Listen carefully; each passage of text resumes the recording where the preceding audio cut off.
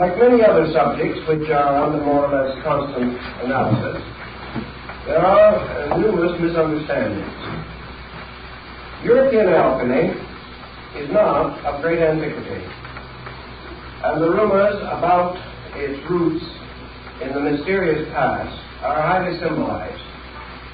Actually, we have almost nothing on the subject of alchemy in European literature prior to the beginning of the 15th century, A.D. And nearly all of the so-called earlier works are backdated. That is, they were prepared and printed after the year 1500, but with fictitious dates of an earlier period added to them. There is very little of alchemy in the incunabula printing of the first 50 years of printing, between 1445 and 1500. And we have very little evidence that the alchemical writings attributed to ancient authors are genuine. For example, there are books, presumably, alchemical writings of Aristotle, which are certainly comparatively modern fabrications. Also, a number of fictitious characters were invented during the 16th and 17th centuries as having lived at a much earlier date, but these inventions or unreal persons have no historical foundation. Actually, we find the phenomenon of the rise of alchemical symbolism in thought almost paralleling the rise of European astrological speculation and the rising of secret societies and of Rosicrucianism in Europe. Now, alchemy is not limited to European countries, that we know. Remnants of it and references to it are to be found in the writings of many ancient Asiatic peoples. But the rise of alchemy in China, like that in Europe, is comparatively late when compared to the fabulous and legendary accounts thereof. So we must recognize we're in the presence of a rather mysterious situation, namely that a art or cult arose in Europe which was given an antiquity by means of a certain exaggeration on the part of those working with it. And actually, alchemy, as we are going to consider it, developed within the period between about the year 1500 and the year 1700. During these 2 centuries, this symbolism developed and elaborated itself almost beyond human imagination.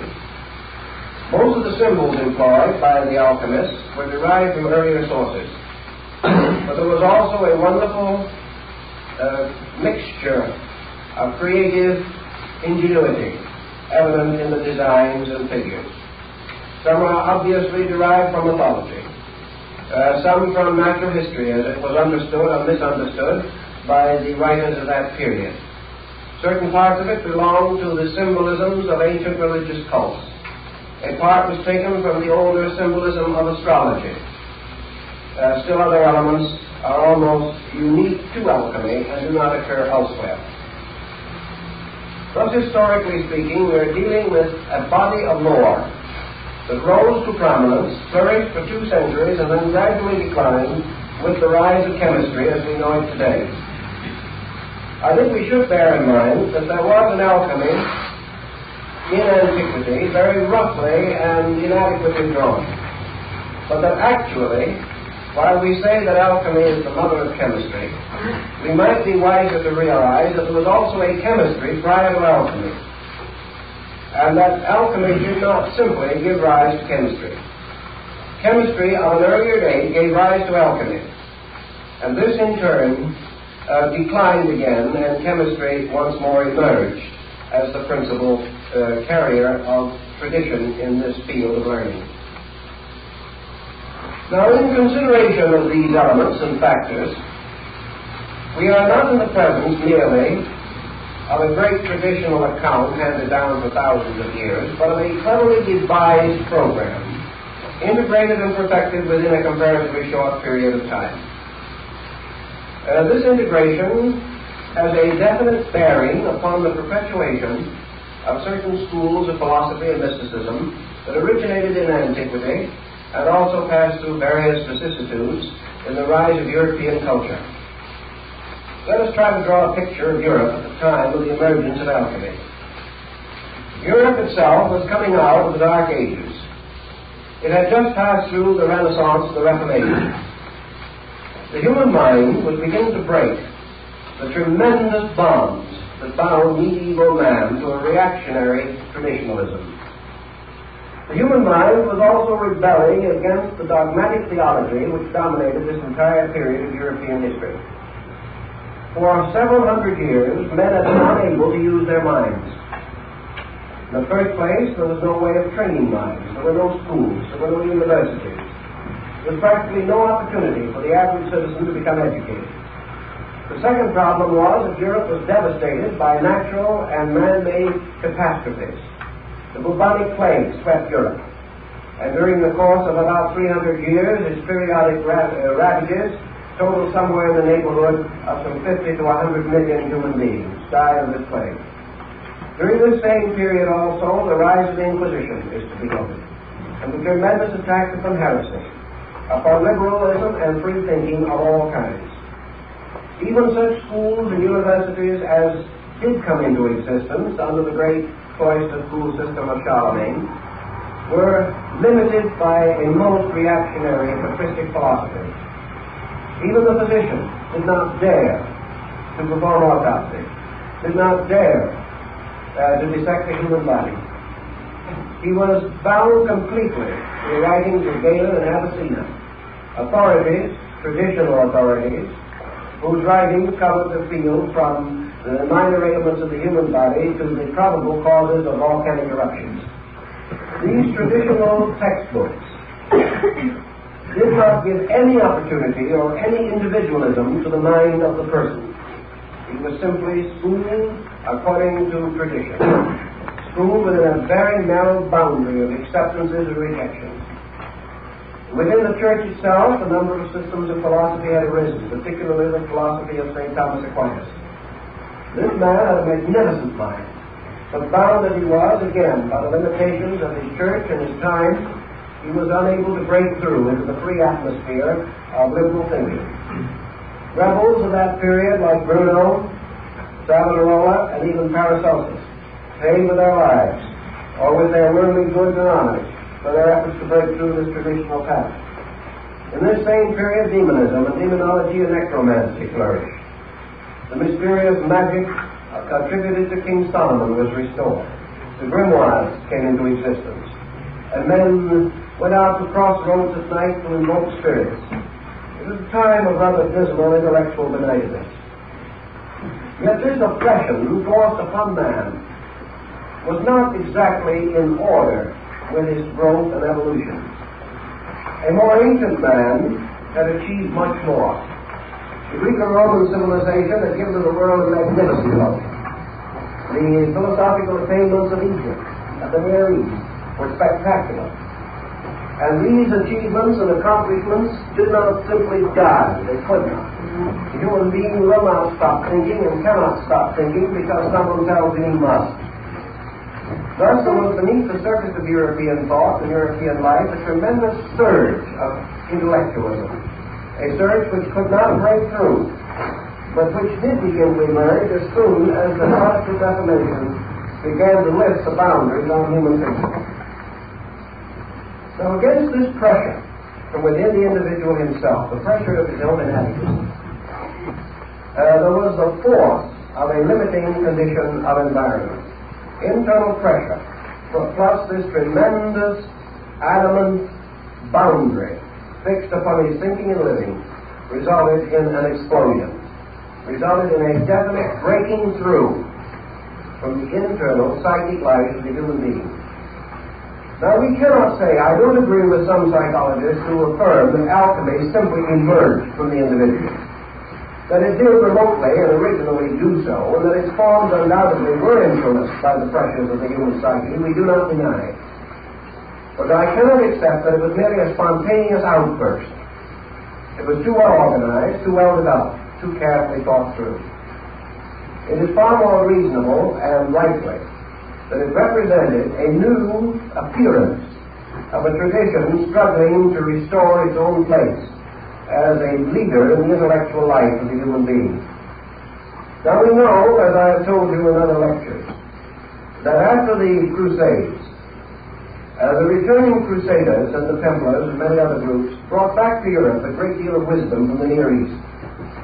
Also, the rise of Moorish culture in Spain resulted in a liberation of the human mind and a return of lines and departments of knowledge hitherto long removed from European civilization and culture.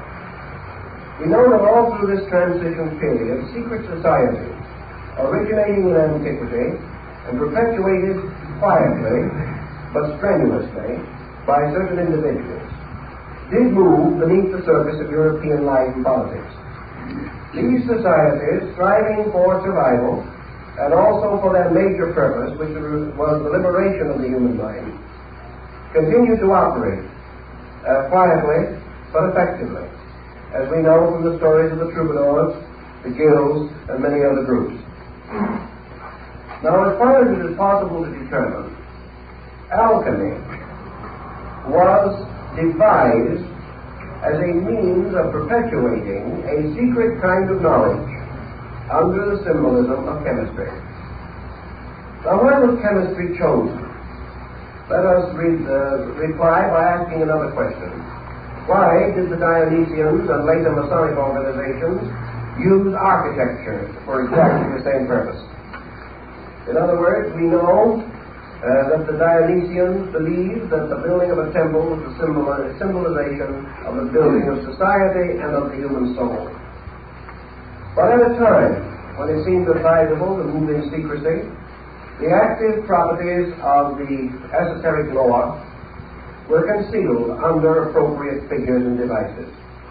And just as the building of Solomon's temple came to mean the building of human society, so the transmutation of metals came to mean the transmutation of the personal and collective life of humanity.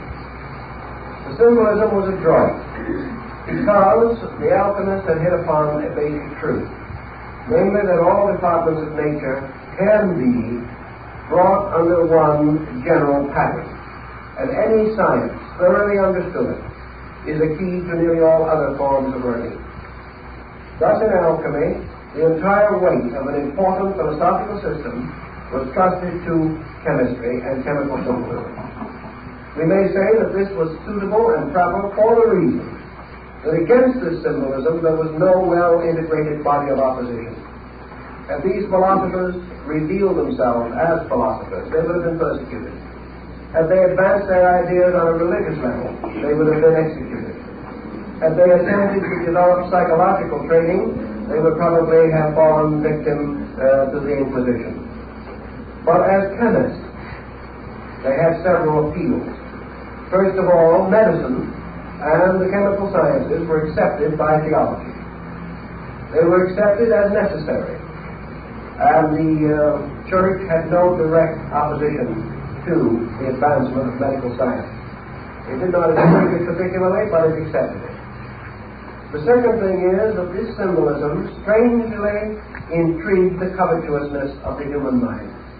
During the rise of alchemical symbolism, many princes, powerful leaders of both church and state, hired and maintained alchemists and carried elaborate research programs because alchemy promised to transmute base metal into gold and to discover the universal medicine of the elixir of life. And there wasn't a rogue in Europe who didn't want to live longer. And there wasn't a king in Europe who did not want additional funds in the treasury. So the appeal to the cupidity and the selfishness of mankind helped to protect the alchemist from persecution. He had hit upon a wonderful formula. And even though he did suffer to some degree from the greed of princes, still for the most part he was catered to and pampered. And we remember the Street of the Gold Makers in Prague, in Czechoslovakia, where a whole colony of these alchemists worked together for a number of years under the princes of Bohemia and other royal patrons. Now, it must have been rather interesting to realize that these alchemists were supported, maintained, and nursed along by the very tyrants who alchemy expected to eliminate. But it was only timely to carry the step as we must by degrees. Now we have many hints, for example, that alchemy was a well-integrated kind of chemical guild, just as the tailors and the shoemakers and the various guilds were closely integrated bodies with their obligations, with their trade union patterns. So the chemists formed a guild, and the great guild of the chemists gradually turned into the guild of alchemy. Now let us take another parallel to this, because I think it is helpful to us, and we want penetration as well as coverage. I have made considerable research on the activity of architectural guilds in Europe during the period of the great cathedral builders, and we've come across a number of very interesting facts. When a great community or a powerful prelate of the church was resolved to build a cathedral, it was a great undertaking in those days. And if you visit the marvelous cathedrals at Chartres or Notre Dame or one of the wonderful churches in Florence, in Verona, you will realize how great an undertaking these cathedrals really were. The local villages, of course, could do very little, because at that time the village around the cathedral was just a little mass of huts, practically, around this magnificent building. Even today, the cathedral towns of Europe can be seen for miles, but only the cathedral, standing what appears to be alone, but actually surrounded by the low buildings of the citizens. When the time came to build a cathedral, the designer, the architect, or the sponsor, let it be known to the wandering journeyman. Perhaps in town at that time there was a carpenter, or one or two stonemasons, who passed through on their apprenticeship. These were told, and in 3 months all Europe knew. These wandering journeymen, traveling from place to place, told everyone along the way. Told they in turn told everyone else that they met, and so on. And so in 3 or 4 months, the whole of Europe knew that this great building was contemplated. As a result of that, qualified workmen in all of the lines naturally involved in such a project began to congregate. Now today we would say they would come and probably come up with their trailers or something of that nature and build a little community or something of that nature, or move into hotels and boarding houses. Such things didn't exist at that time. When these builders came, they brought their families with them, they drove their cattle, they brought all their worldly goods, because they never expected to leave that community alive. In those days, to build a cathedral was a matter of 200 or 300 years. These men and their sons and their sons' sons would work on that building. It would continue until it was finished. Under such conditions, these builders, some coming from countries that did not even speak the language of the land in which they were to work, did not mingle with the citizens, did not move into the community or the town. They built their own city, a comparatively permanent one. And in one of the cathedrals in which I made some research, we learned that a town composed of nearly 15,000 human beings was built in a few weeks on the site of the work. This town simply came into existence. And it was all made up of workmen, craftsmen, who recognized each other by certain secret signs, who had their master's marks, and who were known to be qualified for various work. There were apprentices, and there were craftsmen, and there were masters of the work. As soon as this community came into existence, it built homes for those who were to work there. In the midst of this great community, they built their community houses. And they then sent to the nearby town where the work was to be done and communicated with the architects and the financing committee and demanded their proper share, or their proper token. For it was up to the community where they worked to supply each one of these men with a pair of gloves, a white lambskin apron, and a certain amount of raw hides and skins to cover the roof of his communion house. As soon as this had been properly taken care of, this community, created by these workmen, held a session, elected its own officers, created its own mayor, or in this case, master of the work, his assistants, to prepare the work of the day and to lay out the program for all of the other workmen. These men and their community lived completely apart from the rest of the country in which they lived. And as the records of the time show, they did not even follow in the religion of the community. These people had their own religion. And several early fathers, writing of these communities of builders, shook their heads sadly over their quills and said that we think that some of them were not as good Orthodox Christians as they should have been. It's quite possible, because from the Near East came men who worked in silk and fabrics, came cutters of stones and gems. From North Africa came men skilled in design and artistry. From Bulgaria, Romania, from the great Slavic states, from all parts of Europe they came, Christian, Muslim, Jew, everything you can think of, but all bound together by the great guilds into which they had been initiated. These guilds created their own world. They created their own cooperatives. They had their own ways of taking care of the widows and the fatherless. They took care of their own sick. They brought their own physicians. They did everything, and they created a form of government which we call today democracy. And that democracy began within the structure of the guilds. Now, if you attended a great meeting of the guild masters, you would attend something that was very interesting.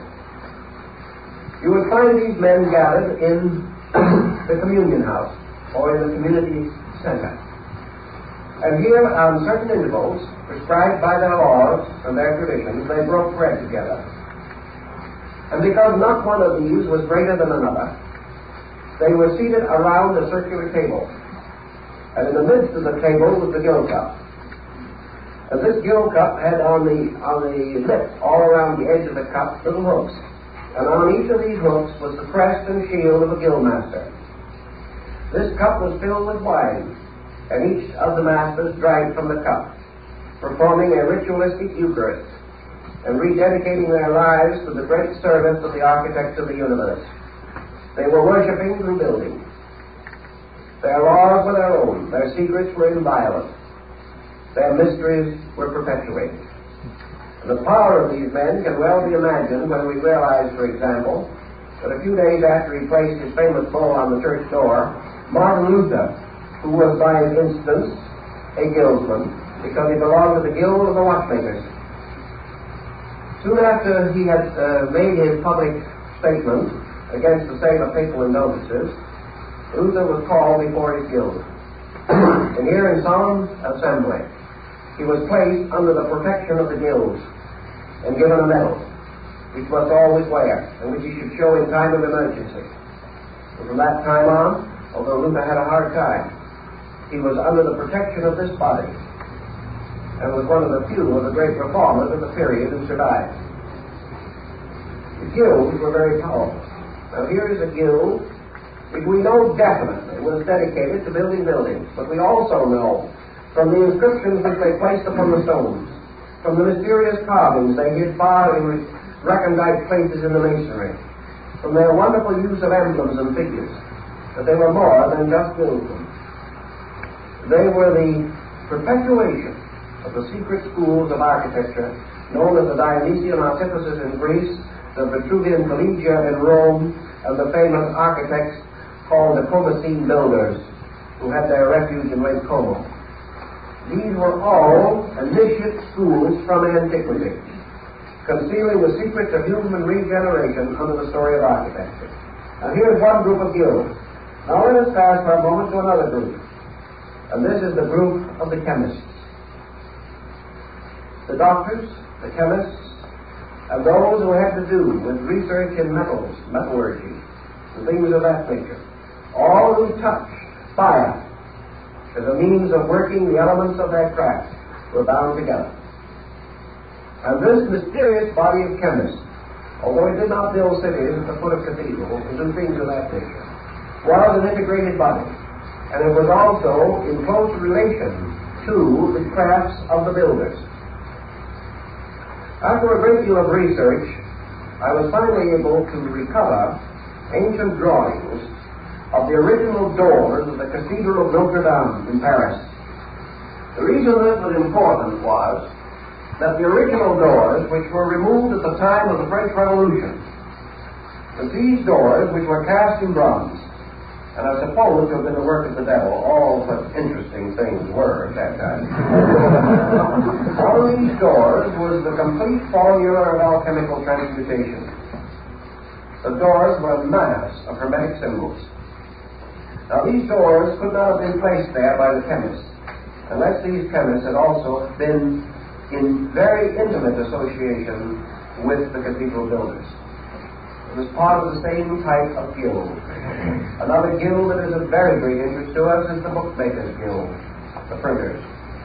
And if you study the columns and trade emblems and symbols of the great presses like Gutenberg and Fuss and Caxton, you will find that each one of these presses had its master's mark, and that these book builders and makers were also bound together in a fraternity, which is the reason why it was possible through the medieval and early modern period for ciphers and secret devices of all kinds to be introduced into books. This could not have taken place had it not been for the guilds, this tremendous body of men who were bound together by a common purpose. And that common purpose was the restoration of the golden age in the world. Now, when we go directly and strictly into the alchemical symbolism, we come upon a number of intimations. And in order to trace these intimations, we have to go step by step to an inconceivable labyrinth of clues and hints, implications. We know, for example, that the term adept, as we know it in the West, is first applied to the alchemical masters. As the various building crafts elected a grand master, the alchemists elected or appointed or accepted into their bodies certain masters of their arts, whom they call adepts. In alchemy, this term has a very special and definite meaning. It should not be confused with the Eastern or Oriental concept of adept, or even the Rosicrucian or mystical concept. The adept was the master alchemist, or one fully possessed of the mysteries of the art. Now, in the builder's craft, you have the masters, the fellow craft, and the apprentices. In the alchemical guild, you have the adept, the illuminate, and the initiate. Those were the 3 degrees. And these represented those who had attained to 1 or 2 or even the 3rd step of knowledge concerning the mysteries of chemistry. The adepts gathering together in the performance of their equivalent to the master builder's Eucharist, gathering around the great guild cup, which in this case was the wonderful alembic of alchemy, also appointed their ruler, who was called the Adept King. And there's one of the very rare tracts, which is almost unobtainable, states that in alchemy there was the King Emperor, the supreme ruler of the entire school, scattered throughout the world. That under him were the princes of the blood, the highest adept masters. Below them were the dukes, the earls, the barons, the knights, and the squires of this hierarchy.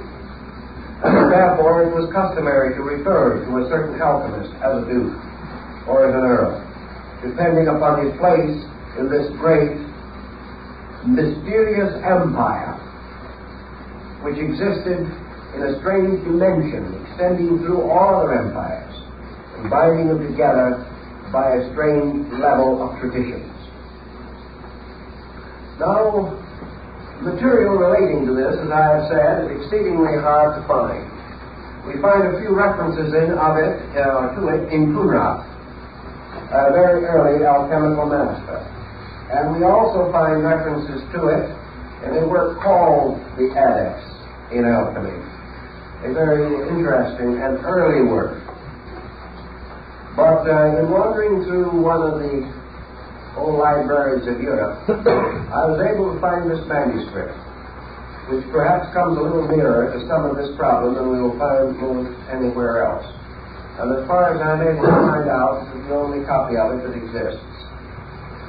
And this is called The True Adepts, Illuminates, and Initiates of the Hermetic Arts. This is in the form of a kind of biographical glossary. It is almost in the form of a certain biographical who's who in alchemy. And from the first page of this, we learn the definitions as they were used within the body of the alchemical school. The term adept is properly applied to one who has learned the great work and who has performed it. That is the proper term for an adept. The term illuminate or illuminist is properly related to one who has experienced the mystery of the work, but does not know how it is performed. This is a rather curious differentiation. The term initiate is one who has achieved to the knowledge of the method, but has not performed the work. Now this is the way in which the guild of the chemists was divided. Following this is a list, prefaced by the fact that it must always and ever be remembered that there are false adepts, false illuminates, and false initiates, but that the genuine ones can be determined only by those who have the knowledge to investigate the secret marks and symbols. Then we have here a list of the adepts of the school, both imaginary and historical, and also the degrees of their development within the school. We learn from this book, for instance, that according to the alchemical tradition, Moses was an adept. We learned that Solomon was an adept. And this brings us very close to the fact that Solomon was also supposed to have been a great architect and a master of those mysteries. Then we learn also, as we go on through these lists, some of the other names involved in this. The Apostle John, a sublime illuminate. Hermes, an adept. Orpheus, an adept. Apollonius of Rhodes, an initiate. Homer, an initiate. Ptolemy, an illuminate. Virgil, an initiate. You can go right down through this book, and you will find all of the principal names and their ranks in the school. We also learn that Avicenna was an initiate. Albert the Great, Albertus Magnus, was an adept. St. Thomas Aquinas was an initiate. Roger Bacon was an initiate.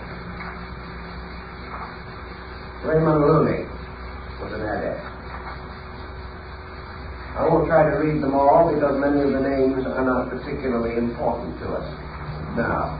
But this work carries on through all of the different steps of alchemy, pointing out that these different teachers, masters of the schools, were actually bound together in a pattern. Now when we take an alchemical tradition and we come to the discovery that it includes Orpheus and Homer, we know that we're not dealing with chemistry, because these men were not chemists. We were dealing with an esoteric system of which the alchemical schools in Europe were comparatively recent development. Verdi, an illuminate. Michael Meyer, an initiate. One of the interesting things we find as we go along through here is that a number of names that are a little better known to us are also to be found if we go near the end of the list. We know, for instance, that this list, strangely enough, ends with a comparatively familiar name, and that is Baron Emanuel Swedenborg, an Illuminate. Now, when we study Swedenborg and his association with Saint Germain and Cagliostro, we have reasons to believe that the book is probably correct. But this is, as far as I know, the only who's who of the Hermetic Adepts there is. But the principle behind it is that the entire work was an integration, was a definite system devised for a purpose.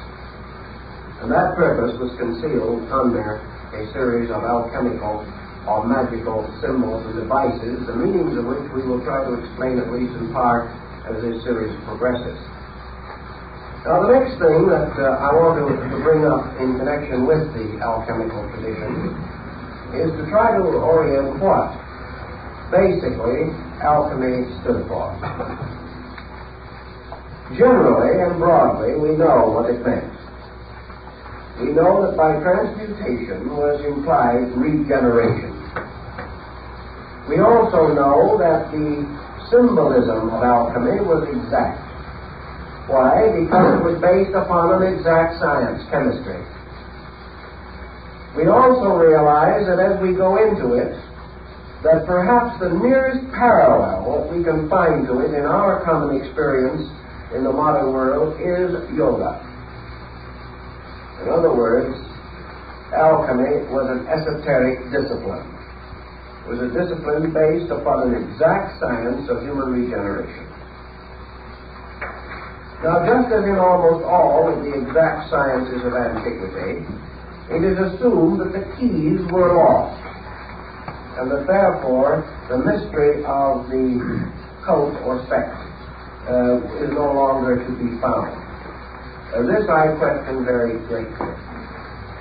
The second point that I think we should try to realize and understand is that the alchemists were not only interested in the regeneration of man, but in the restoration of the philosophic empire as established in the concept of Plato.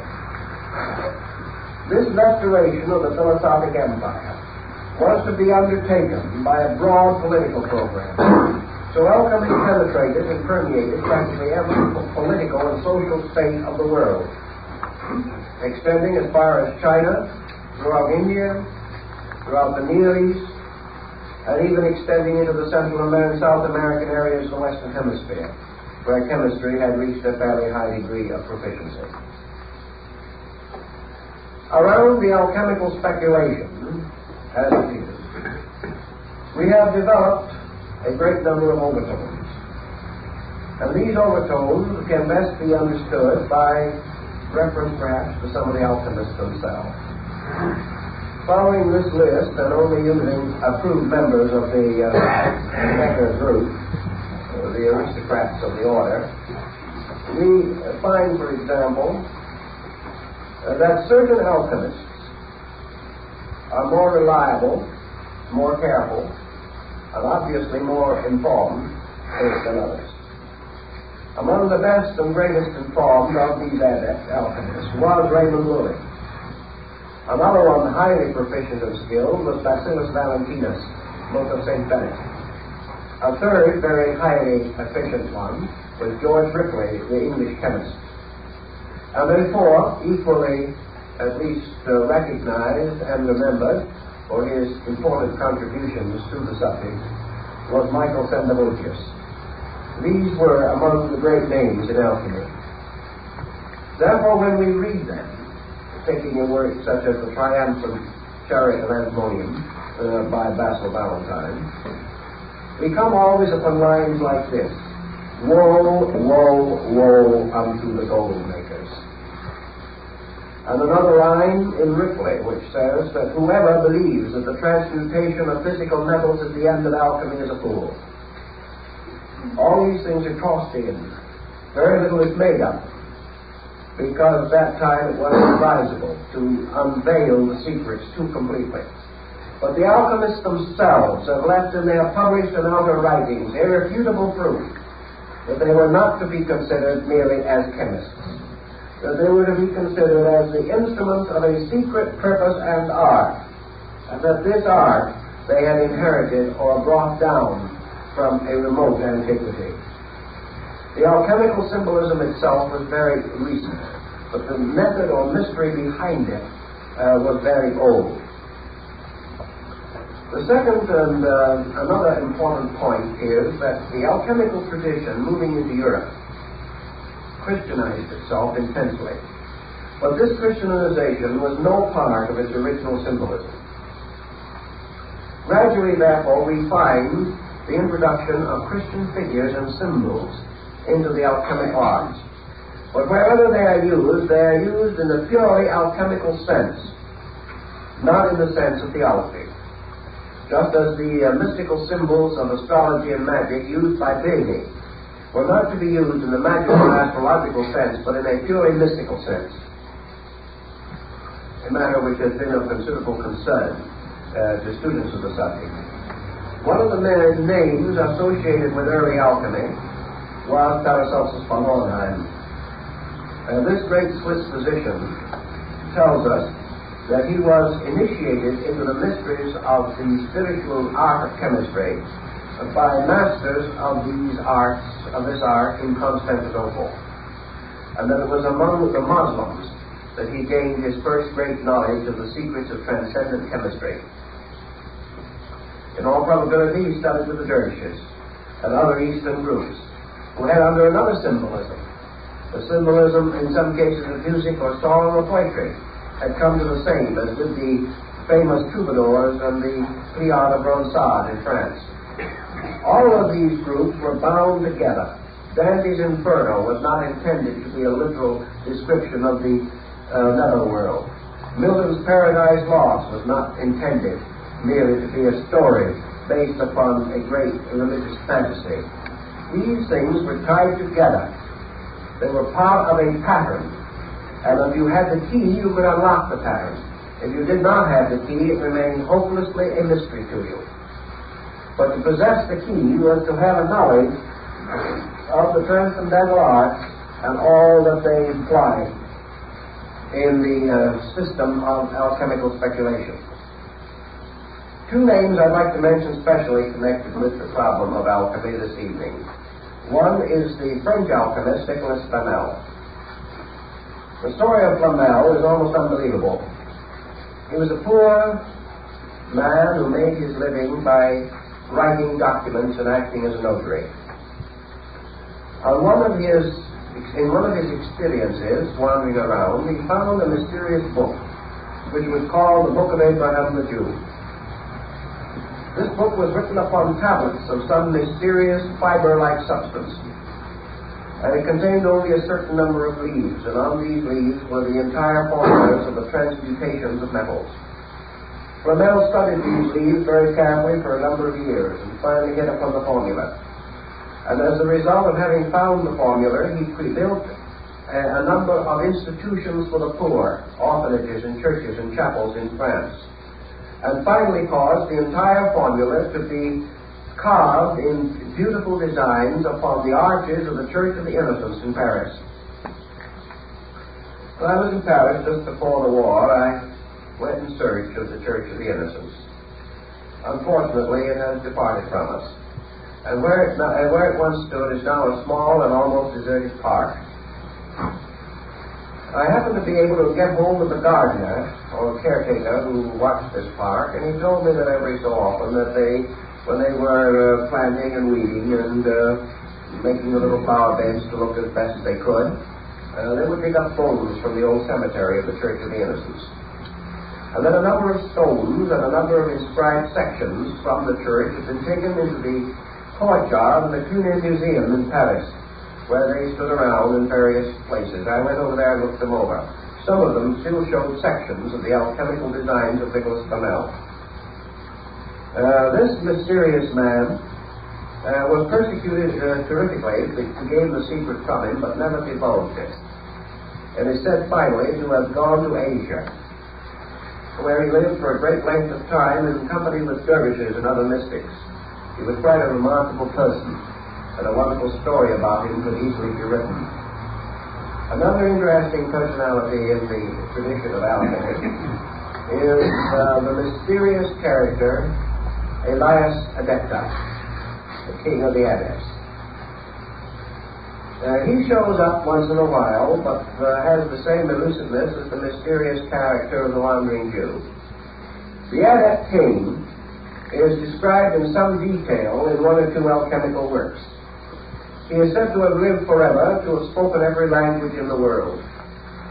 And it was his peculiar habit to wander about Europe in disguise, always appearing in the costume of the country which he visited, always appearing to conform with its laws and customs, appearing at will and disappearing at will. And the story of Elias Adepta is one of the most fantastic in the entire circle of metaphysical literature. Typical example of the story of Elias Adepta will be found in the writings of men like Sandavocius, an alchemist working in his laboratory, struggling desperately, very devout, very sincere, very noble man.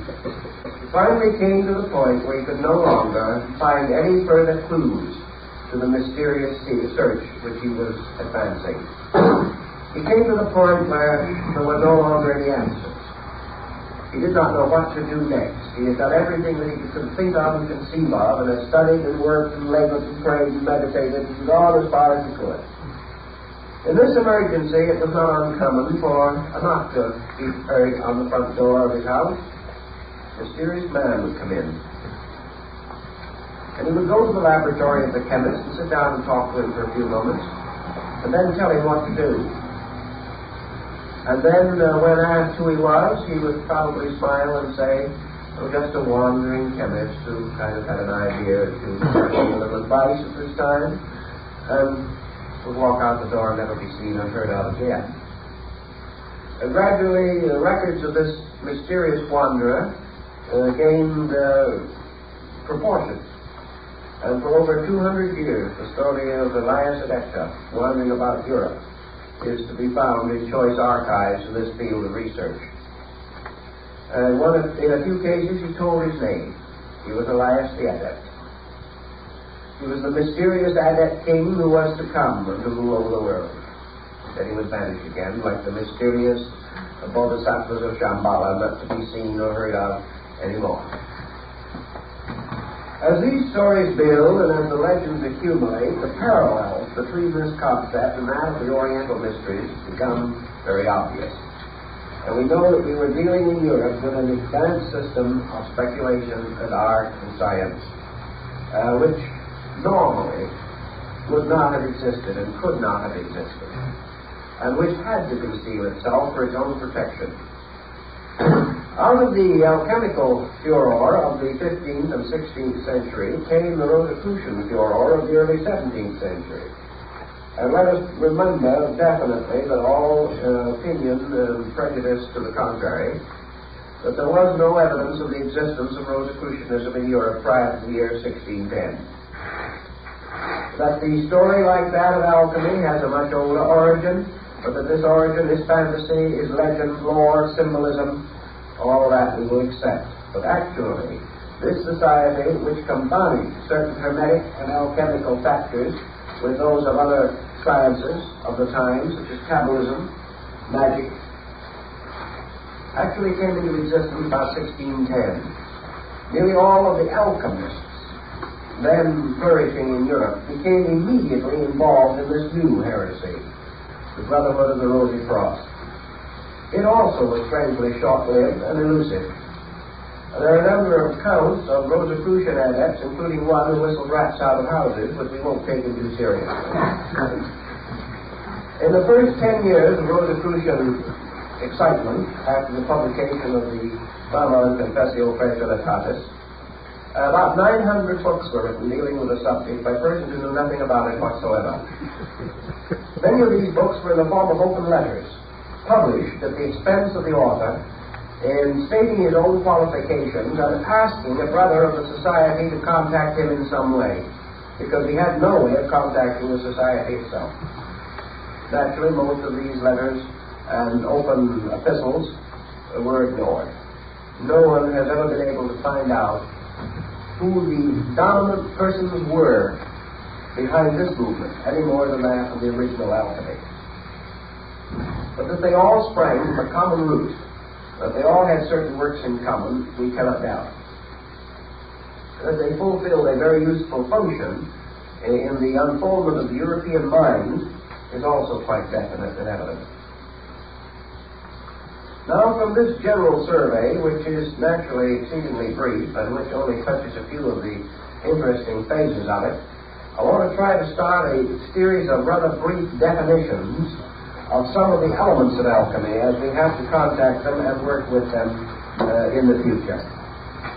First of all, alchemy, as we say, has three steps or degrees of adepts.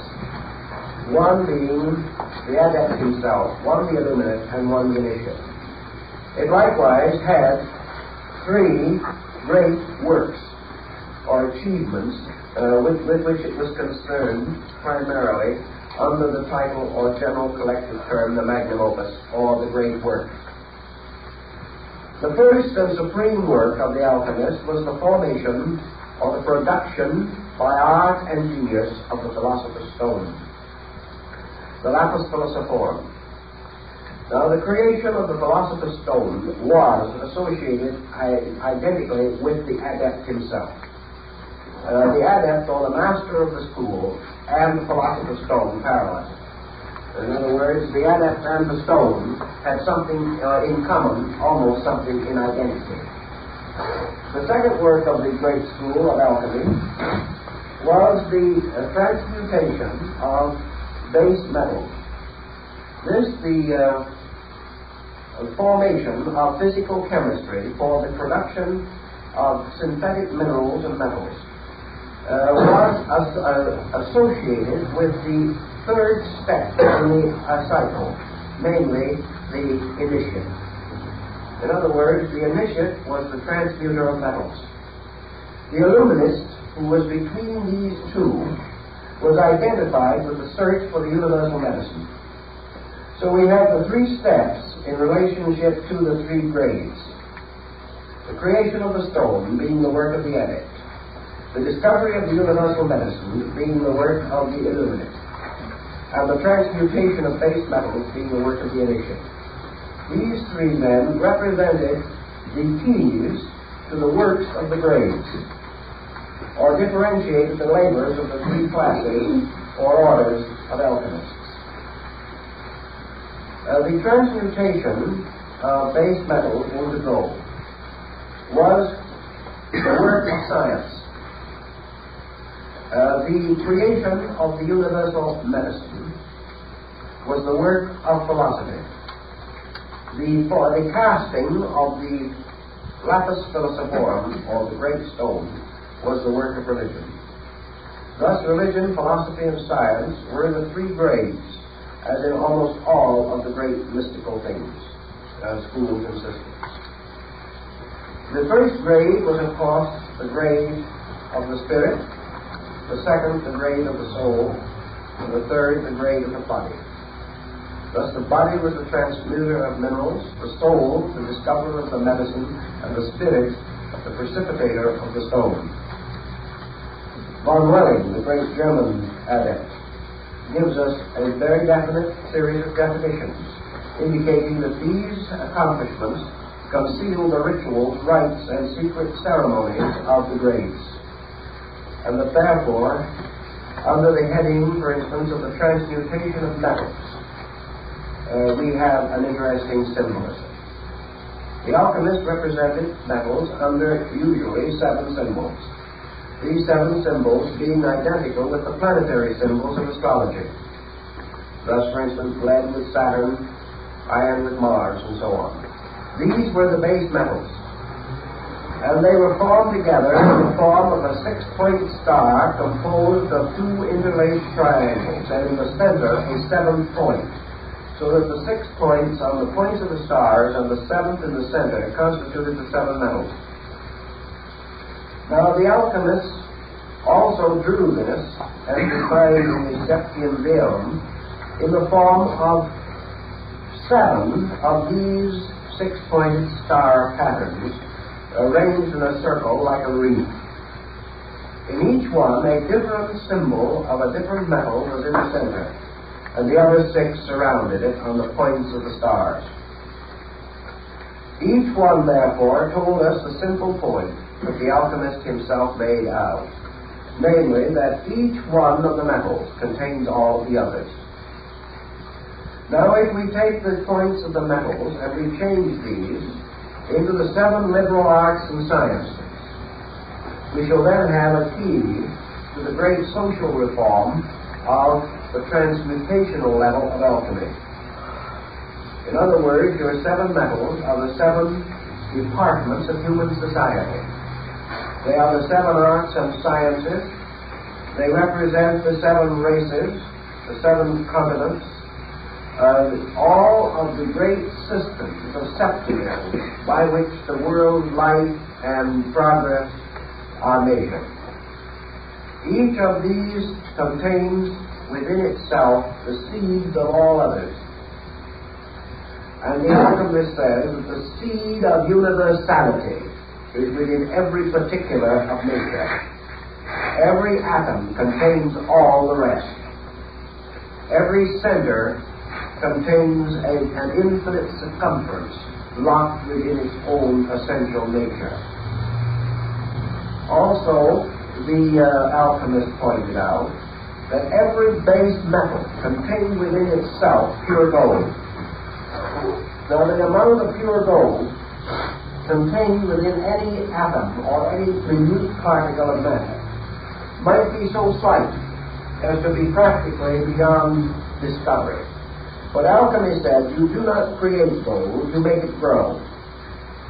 The seed of the divine metal is within all base metals, and that the transmutation of a base substance is not actually a change into something that did not previously exist, but the release of that which is forever present in all compounds and in all elements.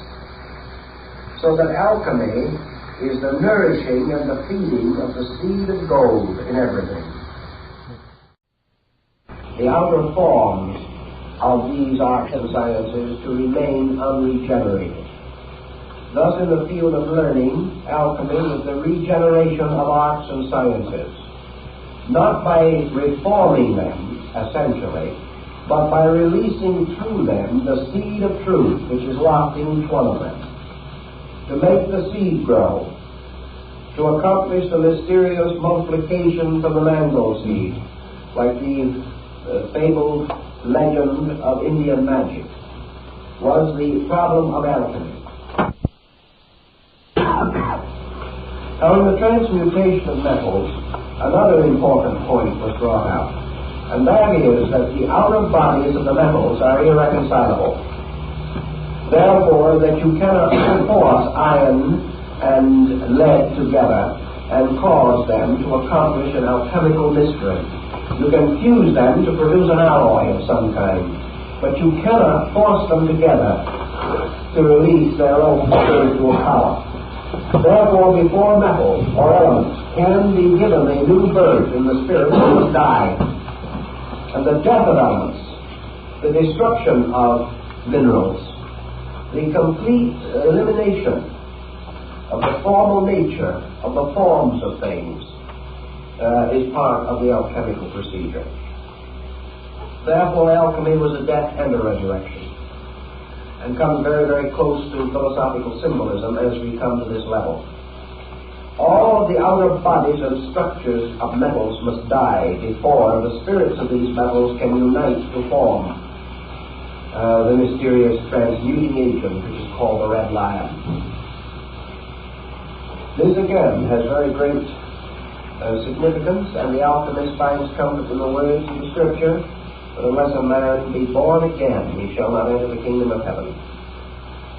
For every one of the forms of nature must die before the life within that form can be liberated or released. Therefore, alchemy then approaches the problem of human intelligence. And it says that before the individual can become wise, he must destroy the false mind, which presumes to possess knowledge. He must destroy opinions before facts can come. He must tear down old walls before he can build a new house. And in the doctrines of the alchemical mysteries, it was first necessary to destroy the personality or the individuality of metals before they could be brought together to form the transmuting agent. Now, in the transmuting agent itself, called the red lion, or the power of projection, which was one of the great symbols of alchemy, the master was said to carry, particularly Elias Adepts, who was Elias the artist, that the master carried with him a little box which contained the power of projection, and that one grain of this power would transmute into pure gold 100,000 times its own weight in base metals. Here we are obviously in the presence of an advanced type of symbolism, because obviously the power of projection represents consciousness itself, all on the level of knowledge, truth, which transforms ignorance, and consciousness itself, which can transform body up to 100,000 times its own weight.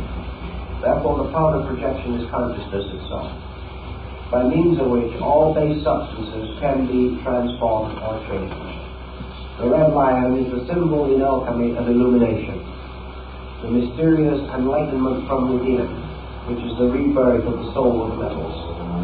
This illumination, according to alchemy, was achieved through the blending of 7 arts and sciences, which were the 7 sacred arts and sciences of the ancients. Thus we proceed in symbolism a little way. We don't want to go too far now because we have to examine these things in greater detail. So we then consider the creation of the universal medicine, which was the work of the Illuminists. Now, how is this universal medicine to be found? The basis of this medicine goes back into a very ancient symbolism, and that is the production of the spirits of metals and the spirit of gold, which can be captured in wine. Theophrastus Paracelsus explained that in certain parts of Switzerland, where there was gold in the soil, grapevines, sending their tendrils and roots into the earth, gathered up this gold, and of all forms of vegetation, the grape is the one which has the greatest affinity to gold. And that is in areas where gold is in the soil. The dead vines of grapes are burned, and the ashes of these, from this burning, are washed. Gold will be found in them. Now, if you study this symbolism a little further, you will begin to recognize the peculiar use of the grape, of the wine, of the Eucharist, and of the mysterious symbols of the early Christian church. The gold, which is gathered for the grape, is the symbol of mystical ecstasy, or the mystical experience in man. For this experience gathers the available consciousness. And you remember that the Christos, or the symbol of the illuminator and the initiator, refers to himself by saying, I am the vine.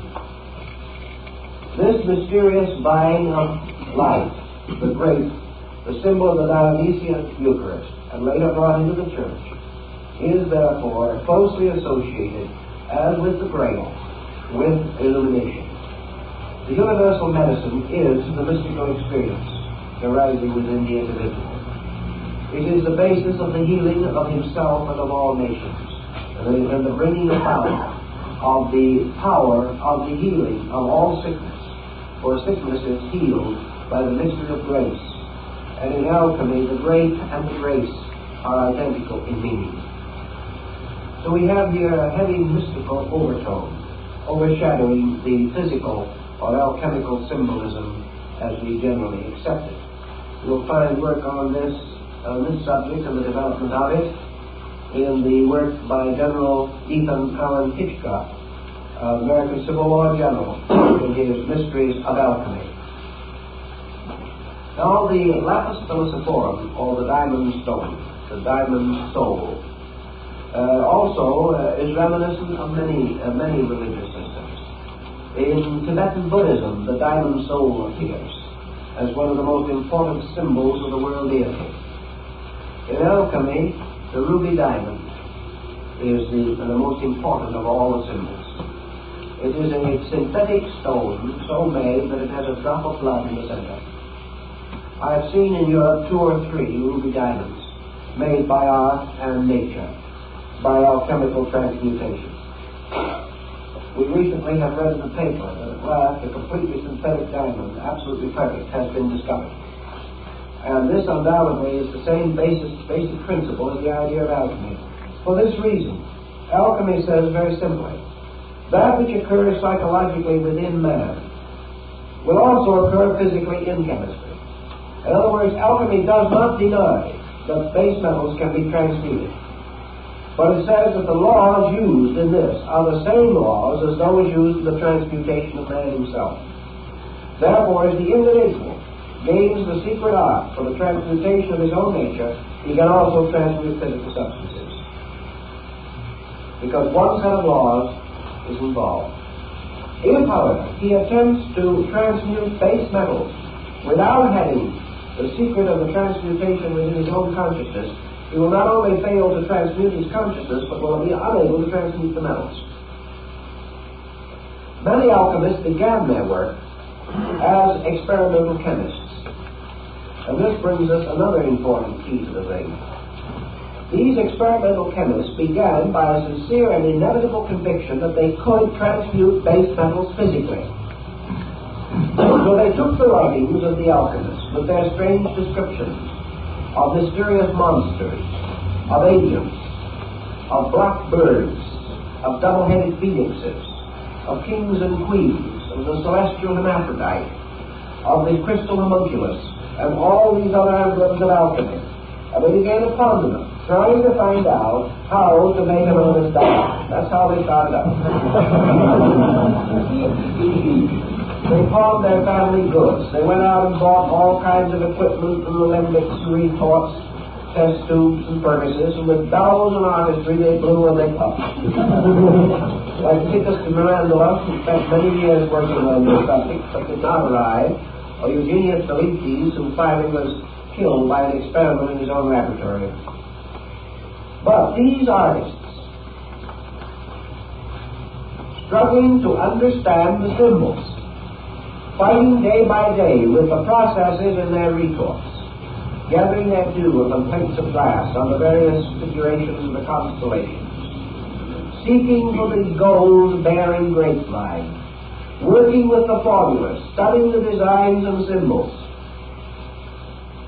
These very physical chemists, as Michael Sendevogius tells us, who was one of them, started with this simple intent to transmute base metals and become rich. But they hadn't gone very far when something began to happen to them. They began to find within themselves a realization that they were too limited in their own perspective. As they went along in their researches, they found they depended upon faculties keener than those of mere reading. One of the simplest things they had to face was the problem of trying to find out what the author had concealed behind these strange devices. These devices became meditation wheels. They became like Buddhist mandalas. They began to challenge the individual who studied them.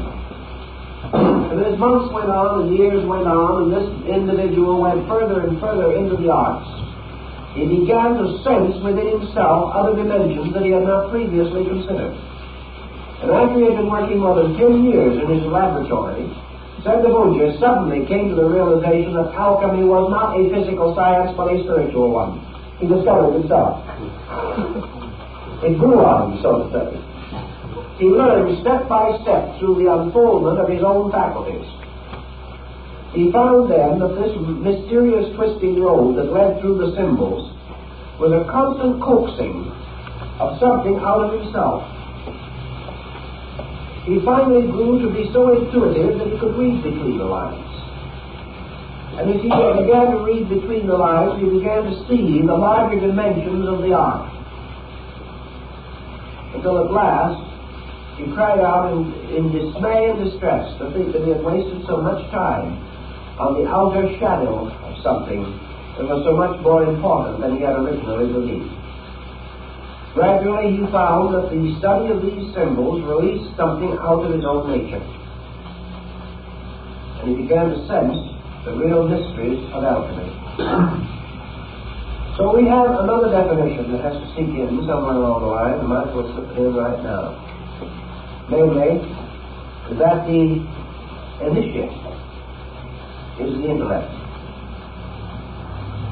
that the illuminate is the intuition, and that the adeptus is the consciousness, and that they're all inside of himself and all his world.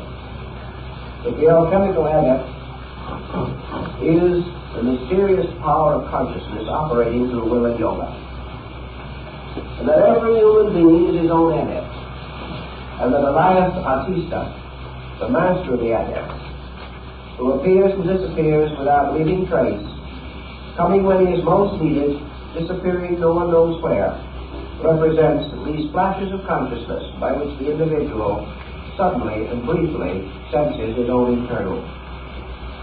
That there is something within himself that does not respond to his demands, but somehow responds to his needs. Elias the artist is his own consciousness. The great fire of alchemy is his own will, by means of which these mysteries are wrought. The illuminate is his own psychic nature, particularly his intuitional and inspirational part. And the initiate is his mind, which can always know the secret but can never experience it. So the adept himself, in all his parts, is the alchemist, growing step by step through the experiences of his own art. As we recognize these principles gradually coming more and more clearly to us, we also can go on further now. In the alchemical transmutation, we have a bottle. It's a very interesting bottle. It's a kind of a bulgy bottle with a long, sometimes a rather long neck.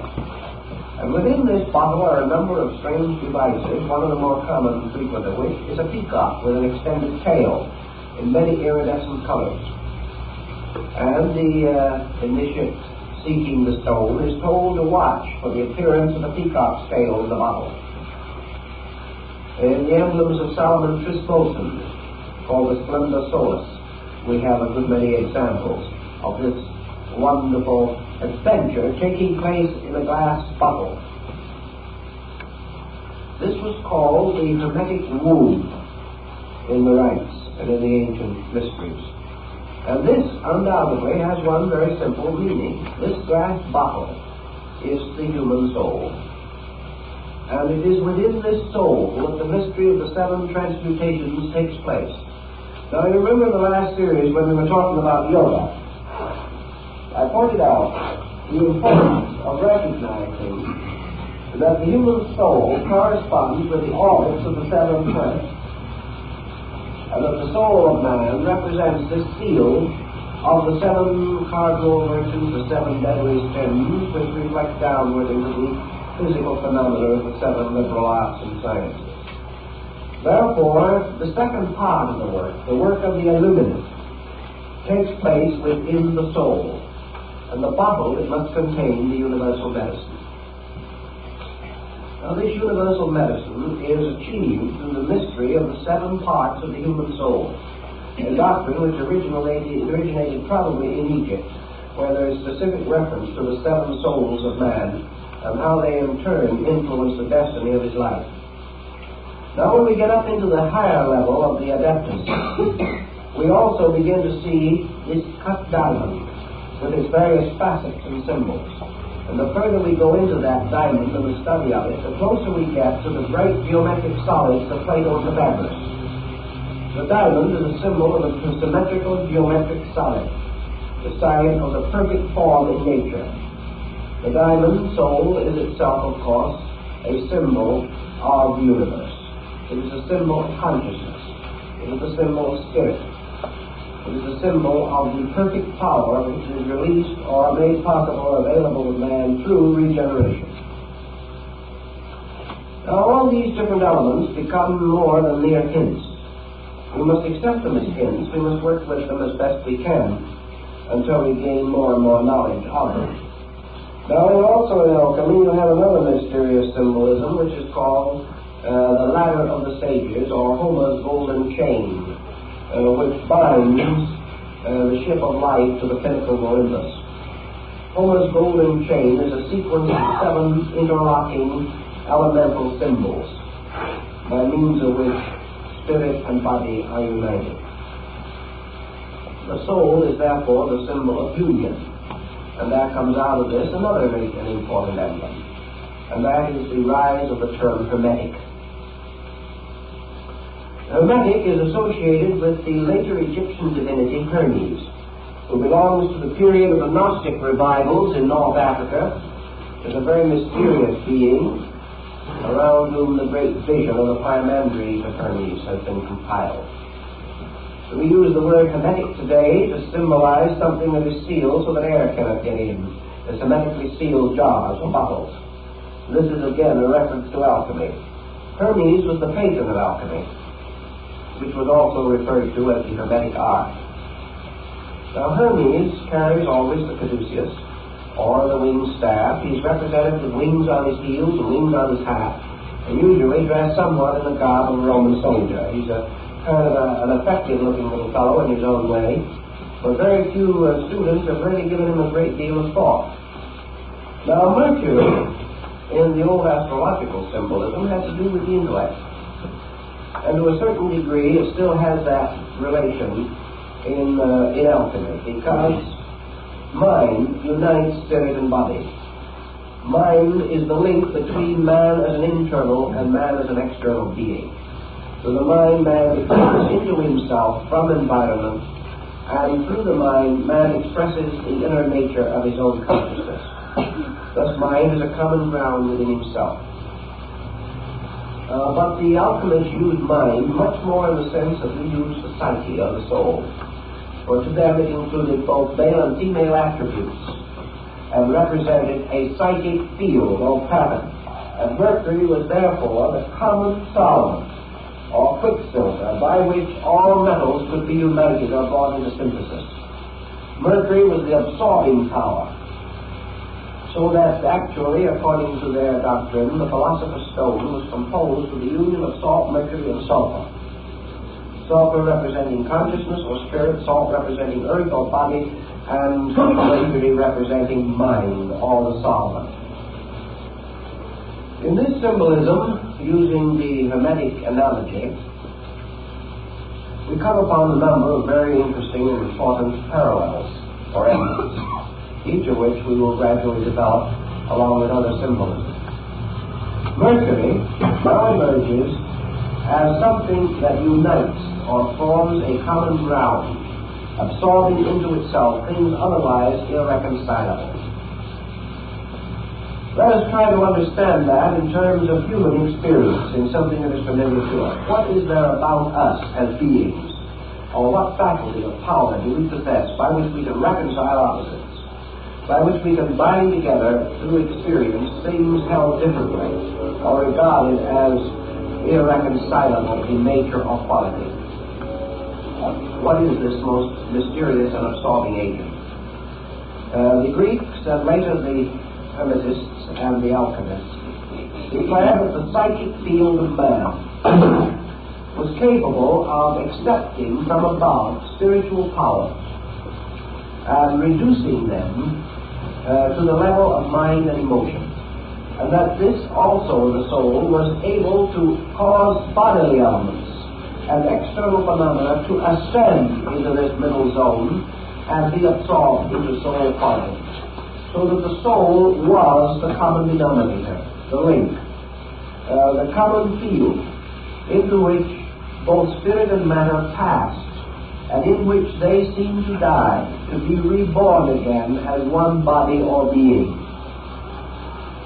So we can say that in the Hermetic allegory, consciousness, which is the spiritual power, descending into the field of Mercury or into the soul, manifests itself as intellect and intuition, whereas bodily elements or energies ascending into the soul also took on an attribute or aspect of intellect and intuition, so that they took on an overtone and were reconciled in this field, and that therefore man, through a kind of experience within himself, achieved an alchemy in which he transmuted the opposites of his own nature and caused them to become one being within the sphere of soul power. So we have the formula very simple. We have the king and queen, which are spirit and body, or God and nature, producing the homunculus, or the crystal creature, which is man. Man, therefore, is Hermes. Man is the unifier. Man is the personification of the principle of the Hermetic medicine. In man, heaven and earth are mingled. In man, the divine and the human are brought together in one structure. In man, all opposites of nature meet. And in man, in his own nature and in his own existence, in his own attitude, the creation of the diamond soul is made possible. Thus Hermes, or Mercury, is man. Man composed of certain powers and faculties, particularly the 7 powers of the soul. These 7 powers of the soul being the basis of the harmony or synthesis by which the divine and the human, or the divine and the mortal, are brought together. Thus man becomes the potential alchemist. So we have in the old symbolism heaven, earth, and the alchemist. Now we find many such symbols. Heaven represented as a divine being. Earth represented as a wonderful fecundity of life. The king and queen again. Holding between them man, who is the potential adept, who is the potential redeemer of all things and the transmuter of the universe in which he is placed. Now this heaven earth man being begins to bring another point into consideration which we have in alchemy. So we have a trinity of terms which are to be found in certain of the old alchemical ABC books, as they are called, the abecedarian writings of early alchemy. And here we have God, nature, and art. Now alchemy was called art. And it was called art in a definition which says, an art perfects nature. Alchemy says there are no miracles to be performed by art. Art merely anticipates nature and achieves its greatest work by becoming a handmaid of nature. Bacon, the English philosopher, refers to art as the power to perfect nature through intelligent cooperation. So art becomes the symbol of alchemy. In nature, all things are growing. All things are unfolding their life. And all things are moving inevitably and victoriously towards perfection, or towards the state of pure and complete being. But the path is slow, the means are continuous, and the achievements are imperceptible at any given time. Now, in a field of man's researches, such as horticulture, for example, comes along a person like Mr. Burbank, or a man like Dr. Carver. He begins to fulfill the alchemical adage that art perfects nature. Burbank became a great student of plant life, and he finally learned how to use the laws governing plant life to hasten the growth of plants. He didn't break any laws. He didn't perform any miracles. He simply used knowledge and helped the plant to help itself. This is art, which is man's voluntary cooperation with the plan of life. The plan will be perfected without man, but it will take millions of years. Man will perfect himself over a great period of experience by trial and error. Man will go on suffering, dying, until he learns how to live. This is the long road. He will continue to make mistakes, will learn ultimately the laws governing his own conduct, and in the fullness of time will learn to keep those laws. But man may also do many things. He may learn how to work with laws. He may learn that through his own voluntary cooperation, he can make things grow more rapidly. Through will, wisdom, and discipline, he can make himself grow more rapidly. Not by performing a miracle, but by cooperating with nature. So we find alchemy defined as the servant of nature. Not a magician waving a wand, but a gardener working with a spade in the garden. And in the opening sections of Michael Myers, one of his books, we have alchemy as the gardener, working with a spade, very carefully cultivating around the rose bush. There's no description given, but there's none necessary. This is art the gardener, making possible the more immediate and perfect growth of the flower. The rose, of course, is always Eros' love and acrostic for the human soul. So soul gardening is an art. And the alchemist is the gardener in this great and mysterious garden of the metals. So we find around the gardener growing on various trees symbols of all the metals. He is a gardener working in the field of the metals. He is making them to grow. The artist also is the gardener working in the garden of his own soul, making it to grow, releasing the seven powers and faculties which are exoterically represented by the seven senses of man, unfolding all the potentials there, keeping faith with the law, making the law to reveal itself through working with it, through following its own rules and causing the law to fulfill itself more immediately through obedience. Another symbolism appropriate to the idea is the gardener weeding his garden. He has valuable plants there which he wishes to protect. Therefore, he takes away the weeds. He fertilizes the ground. He cultivates it and makes it possible for his precious plants to grow better. Now, also, we find the garden sometimes symbolized as a little fenced-in enclosure, in which, as like as not, you will find two animals, a lion and a unicorn. Now, we all remember the good old earthly rhyme, the lion and the unicorn fighting for the crown. You'll find that the lion and the unicorn, for instance, are the supporters of the crest of Great Britain, British Empire. The unicorn is a very wonderful creature, with one horn in its form, made like a horse. But the unicorn is a very, very sensitive and delicate animal, and always likes to be around kindly people. The unicorn will very patiently and lovingly follow the mysterious Virgin of the world, Sophia, who is the only one that can put a bridle on it. This is a very interesting bit of symbolism also, because what is one horn but one pointed? And what is one pointed except will or consciousness itself? Therefore, the unicorn represents the power of will, the conscious will of the individual. The lion, of course, the red lion, we know to be the symbol of the mystery or of the great power of transmutation of perception. We know that the lion in this case represents wisdom. So will and wisdom captured in a garden can accomplish great and wonderful things. Because the struggle of will and wisdom seeking for the crown, of course the crown is Keter, the symbol in the Hebrew Kabbalah of the supreme power, of the supreme reality of all things. The crown of power and rulership. There are many uses of alchemical symbolism in other departments of living. We also find, for example, in the alchemical doctrine, constant references to various symbols used in the Bible. We find, for instance, that the complete transmutation and the production of the mysterious universal medicine is believed to be contained within the Canticles of Solomon. In other words, the Song which is Solomon's contains the complete formula for the production of universal medicine.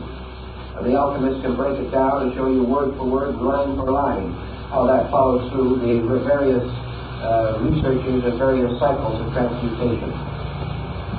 Another very important alchemical formula is said to be concealed in the Lord's Prayer. Now, the alchemists who recognize that that is true were telling two stories at one time. They were telling that they had found that the Lord's Prayer was an exact example of psychic chemistry. But they were also telling you that the end of psychic chemistry was the achievement of the spiritual state represented by the Lord's Prayer. It worked both ways. And that also that the state of holiness, of piety, or the state of prayerful contemplation of reality was the alchemical transmutation.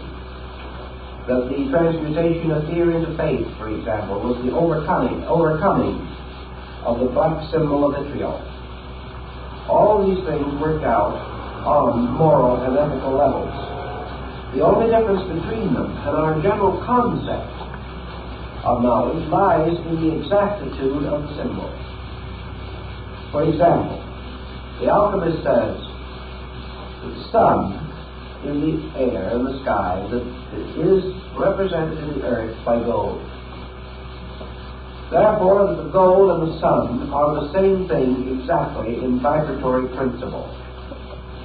And that the gold in the earth and the sun in the sky are polarized to the pulse point in the human heart. And therefore, that the human heart, the sun and gold, are all in sympathetic ratio to each other. And that they are of an identical and proper nature. And that they have certain powers in common. Dr. Rudolf Steiner, in his researches in Switzerland in connection with the use of the talismanic metals of the ancients in healing disease, discovered what we have also learned later by other means, namely that potable gold, or what we might term biological gold, is a heart remedy. And that a syllable gold goes directly into the walls of the heart. Thus, the sympathy that was represented in alchemy was recognized as an existing fact in nature, and that these different principles all work together. Now, the same thing was true with other parts of the universe. Everything that was morally true was scientifically true.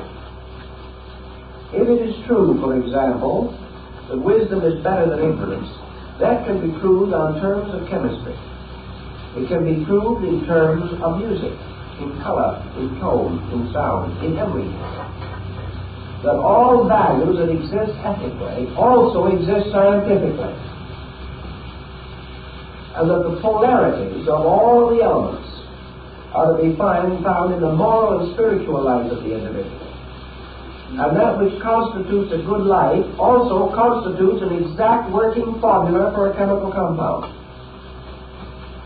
That just as surely as man is able to integrate certain patterns in his own living, the laws governing these patterns are exactly the same as those used in architecture.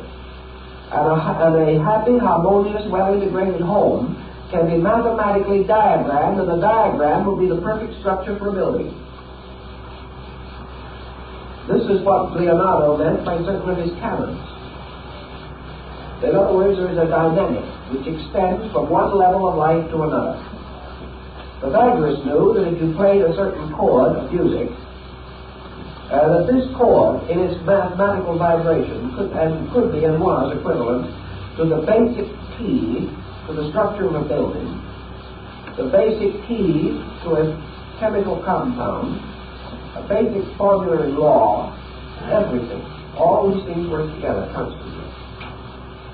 Therefore, if you have a perfect method of purifying a metal, you have the perfect method of purifying a government, a perfect method of purifying the human body and the human soul and the human mind.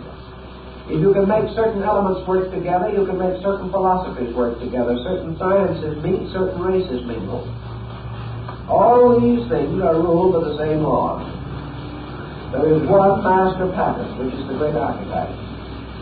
And all our sciences unfold this archetype. And whatever is true of the individual is true of the collective.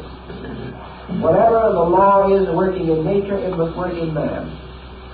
And just as surely as certain energies in space unite to produce worlds, so certain energies in man must meet and mingle to produce the development and unfoldment of his body and his functions.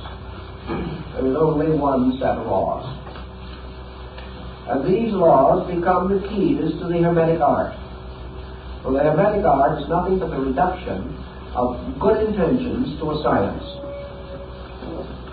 These arts tell you that if you have 7 powers of metals in nature, you have 7 organs in the body, you have 7 glandular structures of importance within the body, you have 7 principal orifices in the body, you have 7 principal centers in the brain.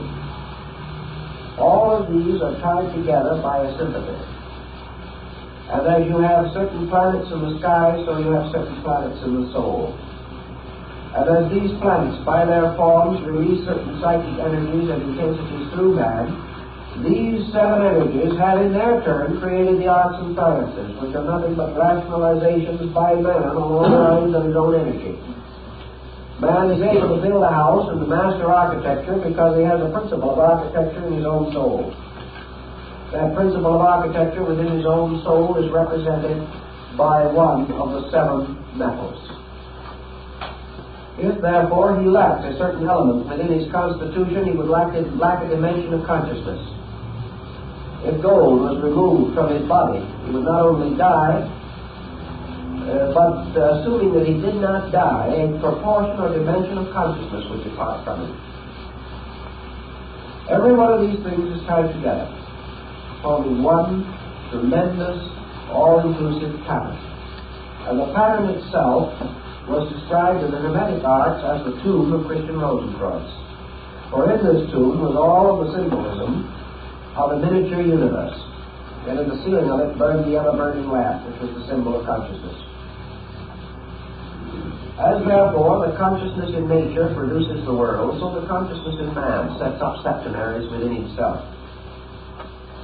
These septenaries are all on sympathy with each other, exactly like tuning forks, which at the same pitch will react to the sound one on the other. The same way diseases represent certain perversities in vibratory rates. These diseases can be reached by sounding their keynotes. They can be neutralized by other rates of vibration, representing their antipathies. This was the basis of the sympathetic medicine of Paracelsus.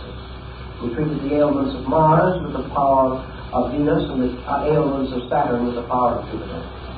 But when you say Saturn and Jupiter as planets, you're also referring to elements, to minerals, to medications, to degrees of consciousness, to sense perceptions, to soul perceptions, to intuitional faculties, and to the whole gamut. Because all of these things move on the same vibration patterns. Thus we have in alchemy this concept of one universe, in which a series of formulas exist. Now the alchemist took the universal formula, or space, which is the largest, and he reduced it to the formula that he could follow in his laboratory, and we can follow a little bit from Von Welling in order that we may understand the symbolism a little better. In his great work on salt, sulfur, and mercury, Von Welling says that he took a tiny grain of the universal medicine and placed it on the surface of water in a small retort, which he diametrically sealed. He then placed this retort on a sand furnace. And a sand furnace is one in which the temperature is maintained at about the heat of the human body, which is very important. It never got too warm. The heat was applied only through sand. There was a thick layer of sand between the heat and the retort resting in the sand. And Von Welling says that after a certain time, when the heat within the bottle reached that temperature of incubation, or the temperature, as he says, that is achieved by the hen sitting on an egg. When that peculiar natural heat level was reached, this grain of the elixir, or the mysterious powder, began to move. And he said as he watched it, it began to spin. And as it spun, it threw parts of itself off. And these parts that flew off began to move around it. And in a half an hour, he saw unfold within the retort a complete solar system. Why? Because every unit must follow the law of the entire. Now, if he had used a different level of analogy, he could have taken that same grain, placed it within another type of bottle, with another group of elements to work with, and under the same heat and length of time, this grain of the eternal elixir would have begun to move in a different direction, would gradually have taken the whirling proportions of the human embryo and would have ultimately developed into a human body called the homunculus. He would have done exactly the same thing. And he would have had the tiny human being in the bottle. Now we also have, in the Paracelsian theory, the possibility of reviving all kinds of forms from their own ashes. This we have under various symbolisms. A plant burned to ashes within a sealed bottle, and then under a certain type of pressure and under certain use of alchemical formulas, heat it to a certain degree. The plant, or a shadow of it, will grow again in the bottle, in ashes. Years ago, I had an interesting experience with which we will try to explain this. A man came to me who had spent many years up in the northern part of Canada, along the Klondike. He was an old gold miner. And he said, there is something that I've never been able to understand, namely that gold grows. He said, we could work out a vein, leave it for 10 years, and come back to it, and there was more gold there. He said, we were convinced that this gold accumulated in some way, drawn by whatever amount of gold was still left in the vein, the little part that we didn't get. The seeds were still there, and this gold grew. And he said, as a proof of that, he said, I took a piece of ore with a small amount of gold still in it, and I placed that gold in an hermetically sealed jar, small jar. This was just a little bottle about this size, about 2 inches in diameter. He said, I have now unsealed this, and I want to show it to you. He said, when I placed it in there, many years ago, there was just a grain of gold in it. But now, many years later, that little grain of gold has become a perfect little tree. It has grown from its own seed, the growth of metals. And he said, I will tell you something else, and he showed it to me. And it was undoubtedly exactly as he had described, and I'm inclined to believe him because we have the same record exactly from the Swiss gold miners of the 16th and 17th centuries who said that they had actually made gold grow. But one interesting thing this old miner told me was, he said, it didn't grow nearly as rapidly until I happened to discover something. Namely, that it grew more if I kept it on me. So therefore, I used to, many months I've carried it inside my clothing, this little bottle. Because whenever it was close to me, it grew. And of course, the answer was body heat. As long as it was close to his body, it grew. And reports of these experiments have been carried on for hundreds of years. And the concept of gold growing in the rocks, gold growing in the human body, bodies growing, all of these things tie up with the alchemical tradition, which is that all things grow. And that as the metals grow under certain conditions, so man grows. And what is the gentle heat which matures the metals? And the Buddhist might answer, the fire of aspiration by which all things grow. But there is a certain mood or spirit within man, a warmth of man's own soul that makes him grow. And in the presence of this warmth within himself, and this warmth is the warmth of the mother hen sitting on the egg, which even in itself is a rather interesting thing, because it is the warmth of love. It is the warmth of service, of protection. All these things work together. And in alchemy, the universe is one mass of these interrelated laws. Laws which can be diagrammed on one level, played on a musical instrument on another, and on a third level, if applied inwardly, transform the sinner into the saint. They are living laws, living patterns, living archetypes, forever reproducing themselves on all levels. The alchemist says if you can discover these on one level, you can then apply this key to all other levels, and have them, indeed, the key to the mystery of the universe. So this is a little something of the background. And from that we must go on to the psychology of this, or the science of it, and I'll try to show you as we go along the symbols, the artistry, the books, the manuscripts by which this symbolism, this concept is unfolded. And it is the great hermetic allegory, or the great law of analogy, as above, so below, as with the lesser, so with the greater. All things differing in multitude and magnitude, but all identical in the great pattern of vital principles that sustain them. To know these principles, then, is to be the magician, to be the master of all things by knowing the laws and obeying the laws.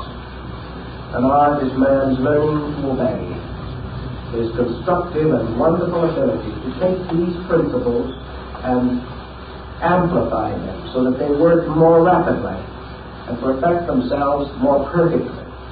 Man working with law, therefore, is the master alchemist. And if he works with the law works for him, and he sees things grow and multiply in days, months, or years, which might otherwise require ages, unless they receive the cultivation of the hermetic gardener. This is the concept on which we must later build the more detailed account of the alchemical procedure.